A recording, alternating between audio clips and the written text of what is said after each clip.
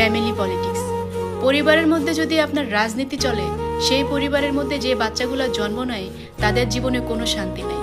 না আপনি খেতে শান্তি পাবেন, না ঘুমাতে পারবেন, না পড়াশোনা হবে, কোনো কিছুই হয় না। জীবনে আপনার কোনো কিছুতে শান্তি লাগবে না।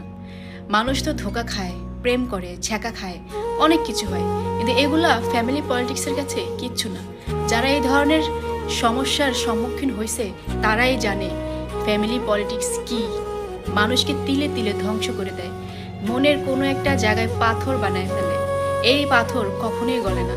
জীবনে যদি ভালো সময়ও আসে, তারপরও এই পলিটিক্স বারবার আপনাকে মনে করাবে জীবনে কি ফেস করে আসছেন। পলিটিক্স থেকে বাঁচার উপায় একটাই, মুখের উপরে জবাব দিতে হবে। যে যাই বলবে ইনস্ট্যান্ট আপনাকে শক্তভাবে জবাব দিতে হবে। তারপরে ধীরে ধীরে আপনার সাথে এই জিনিসগুলো কমে আসবে। যতক্ষণ পর্যন্ত আপনি ঠান্ডা মেজাজে থাকবেন, সহ্য করে যাবেন, ততক্ষণ পর্যন্ত আপনাকে এইভাবে ধ্বংস করেই যাবে। তাই নিজের ভালো আমাদেরকে নিজেকেই বুঝতে হবে।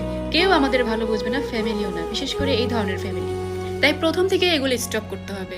যত সহ্য করবেন তত আপনাকে চাপাচাপি করবে। একটা জিনিস আজকে আমি আপনাদেরকে বলে দিই, এই ধরনের ফ্যামিলিতে যারা জন্ম নেন তারা যত বেয়াদব হতে পারবেন ততই জীবনে শান্তি আছে।